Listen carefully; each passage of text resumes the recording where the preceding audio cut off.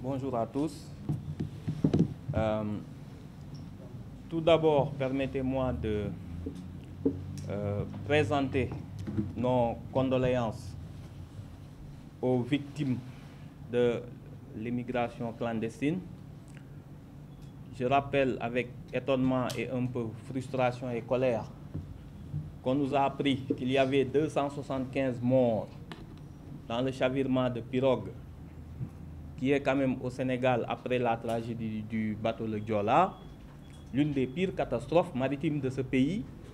Et on s'étonne que le gouvernement n'ait même pas daigné décréter une journée de deuil national, ou à tout le moins une minute de silence lors des cérémonies officielles. Il n'y a pas eu de drapeau en berne, et on se souvient, même si c'était légitime, que lorsque le petit Aylan, qui avait choqué le monde entier, avait péri dans une plage victime de l'immigration, on avait vu nos autorités s'émouvoir, à la limite presque en larmes, contre ce drame qui en était.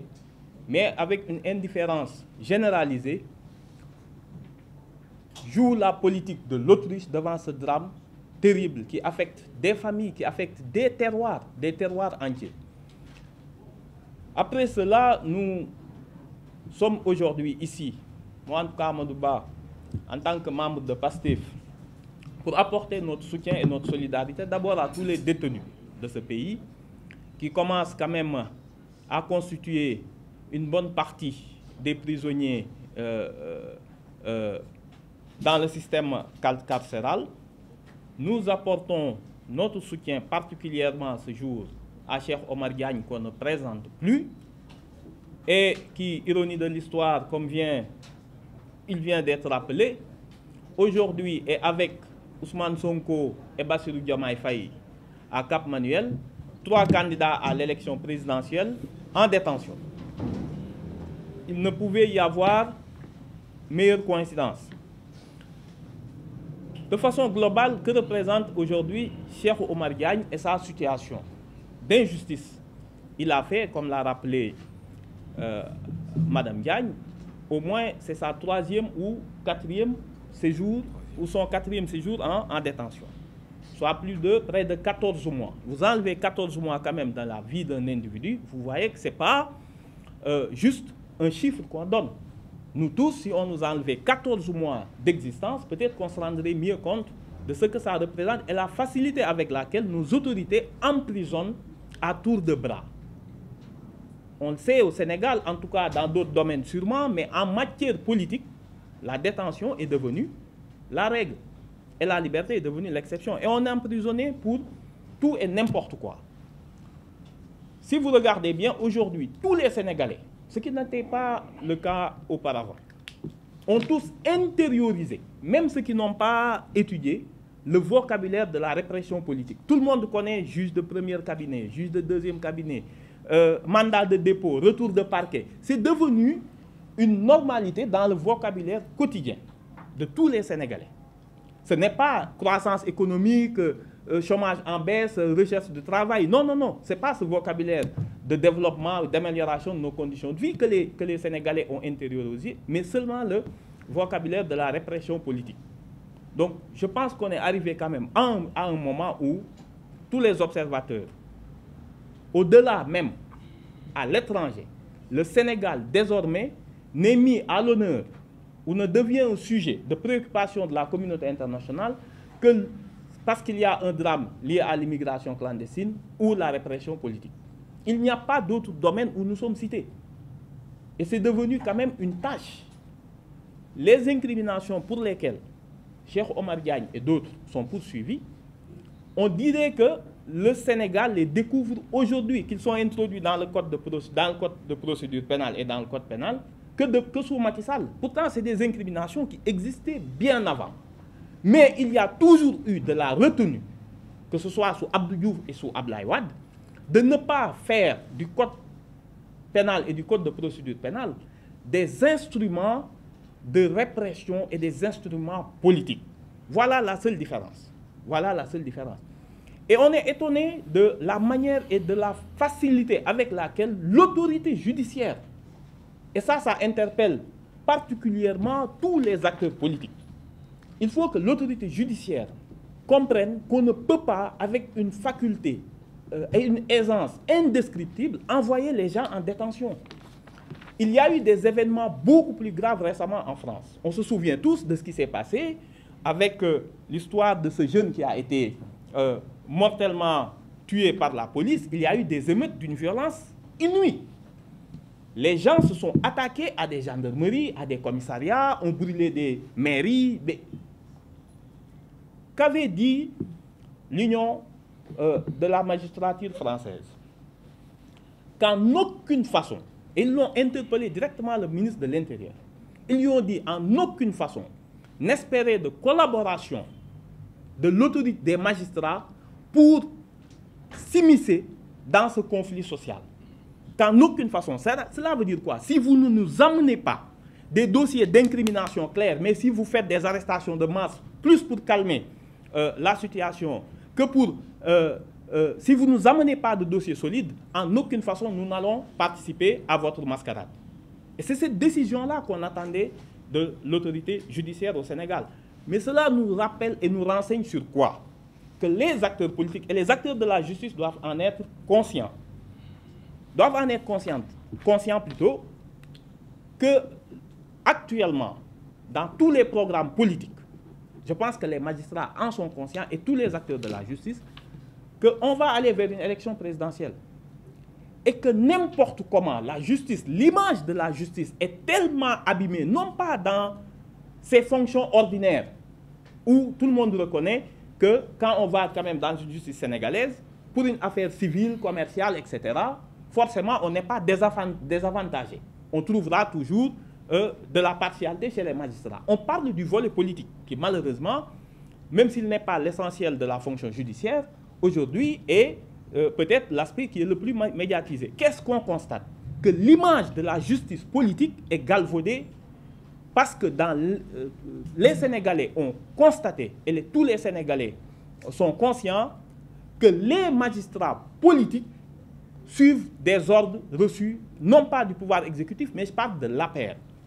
Et cela implique quoi? Cela implique que, fondamentalement, si les magistrats ne commencent pas à résister à cette pression politique, notamment de ce régime en fin de mandat et en fin de cycle, il se trouvera des programmes politiques qui viendront poser des réformes qui aujourd'hui, des réformes qui peuvent être douloureuses pour tout le monde, mais des réformes nécessaires en tout cas pour que la justice ne soit plus un instrument de répression politique. Ce n'est plus possible. C'est aux magistrats d'abord de garantir leur indépendance. On ne peut pas forcer quelqu'un à être indépendant. C'est aux magistrats, c'est à la magistrature de résister encore une fois à la pression politique. Maintenant, bien entendu que tout le monde sait que ce code pénal et ce code de procédure pénale ne protègent personne, ne protègent pas les citoyens. Lorsque vous pouvez, même pour une publication, être amené en instruction pour 6 mois, qu'est-ce que ça veut dire aller en instruction pour une publication qu'on assume, dont on assume être l'auteur, mais vous pouvez être jugé en flagrant délit? Dans le cas de Cheikh Omar Diagne, et pourquoi c'est important qu'on se batte pour sa libération, il est poursuivi pour des actes de nature à compromettre la sécurité publique. Il me semble qu'on a dit des actes. Il a tenu une conférence de presse. Peut-être que dans l'esprit du procureur, une parole est un acte. Mais pour qu'on vous poursuive pour ce motif aussi grave, il eût fallu qu'on ait installé une organisation, qu'il y ait eu un début de commencement de preuves, d'actes, qu'on ait mis en place une organisation criminelle, qu'on le dote de moyens humains, de moyens financiers, qu'on découvre une stratégie derrière. L'État a tellement peur de la démocratie que n'importe quelle voix discordante est assimilée, ou à l'appel à l'insurrection, qu'on n'entendait jamais avant Macky Sall. Personne ne connaissait ce que signifiait l'appel à l'insurrection. Et même la justice réservait l'appel à l'insurrection uniquement aux membres du MFDC lorsqu'ils sont jugés. Ce n'était même pas une incrimination politique, jamais au plus grand jamais. Atteinte à la sûreté de l'État. Comme si, avec un simple discours, n'importe quel citoyen peut être, vous êtes assimilé à la diffusion de fausses nouvelles, atteinte à l'image du président de la République, pour un statut WhatsApp, pour un partage d'un poste, pour un partage d'un document, etc., etc. Le seul qui échappe, et on le remarque, de la répression de Macky Sall, c'est ceux qui ont la bonne couleur de peau. Quelqu'un comme Juan Branco aurait dit ce que 10 000 fois plus grave que ce que Cheikh Omar Diagne a dit, serait aujourd'hui en liberté. Malheureusement, Cheikh Omar Diagne, comme nous autres, nous n'avons pas la bonne couleur de peau dans notre propre pays. Et c'est pour ça que l'ex-président Macky Sall est nouvel employé, qui a accepté quand même cette incongruité de devenir président avec son mandat en cours et accepter une fonction. C'est démentiel ce qui se passe. Donc c'est lui aujourd'hui, l'ex-président Macky Sall, le nouvel envoyé médiatique de Macron. C'est même pas de la France, c'est de Macron, qui certainement veulent lui donner ce qu'on appelle trivialement un Marocain pour avoir renoncé à sa troisième candidature. Donc c'est celui-là qui a imprimé dans l'espace politique aujourd'hui une judiciarisation de l'espace politique, avec une répression qui n'a plus de sens. On ne peut pas condamner 8 mois quelqu'un en détention pour après un point de presse. Donc aujourd'hui, pour ne pas être long, les Sénégalais doivent comprendre que ce qui se passe, c'est à eux aussi de briser les chaînes. Il n'y a pas de fatalité. Il n'y a pas de fatalité. On ne peut pas laisser un individu qui est en fin de règne décider aussi de l'avenir du pays. Et décider de l'avenir du pays, c'est quoi? C'est installer un président dont la légitimité n'est même pas reconnue dans son propre camp. Il y a un sursaut national à avoir. Il faut que l'ensemble des acteurs, que ce soit de la société civile, les acteurs politiques, à travers nos programmes qu'on va proposer, et c'est ce qu'ils veulent peut-être empêcher. Cheikh Omar Diagne a des positions tranchées. Tout le monde nous dira pour les autres que oui, ils auraient participé à des manifestations, etc. Mais lui, c'est vraiment le prototype du détenu d'opinion. C'est le prototype du détenu d'opinion. Et cela ne devrait plus avoir cours au Sénégal. Il est candidat à l'élection présidentielle. Nous demandons à l'autorité judiciaire qui a les moyens, avec des méthodes alternatives et des moyens alternatifs à la détention, que ce soit ce que l'autorité sait, je n'ai pas besoin, moi, d'en privilégier un moyen alternatif, de le laisser mener sa campagne électorale. Il faudrait, et il en a les moyens, l'autorité judiciaire. Pourquoi? Parce que en interprétant l'article L117 du Code électoral, on se rend compte que l'immunité qui est reconnue aux candidats devrait pouvoir être élargie aux candidats à la candidature. Je pense que ce serait une protection pour empêcher que le gouvernement utilise encore une fois la justice pour empêcher des candidats de se présenter. Si l'immunité qui est reconnue aux candidats durant l'élection, durant la campagne électorale, le L117, ça devrait être élargi à ceux qui font aussi acte de candidature. Il est temps qu'on sorte de cette logique. On ne peut plus entretenir dans l'espace politique ce rapport de force qui empêche aux citoyens, pour cette élection présidentielle qui est historique, parce que le président sortant ne figure pas parmi les candidats. On a pour la première fois de l'histoire du Sénégal la possibilité de choisir à partir de programmes et non pas de voter contre. On ne fait pas un référendum personnel entre des candidats, mais on peut choisir sur la base d'un programme. Mais pour cela, il faut de l'inclusion. On ne peut pas, ceux qui font aujourd'hui, que ce soit pour le PASTEF, que ce soit pour Cheikh Omar Diagne, que ce soit pour Bassirou Diomaye Faye, en tout cas ce qui représente un courant important de l'opinion, comme on l'a connu en 2019, et c'est ce qu'a reconnu l'Union interparlementaire récemment en apportant son soutien à Ousmane Sonko, qu'il commence à y avoir au Sénégal une tradition d'élimination judiciaire des candidats à l'élection présidentielle, et souvent ce sont quand même parmi les plus en vue.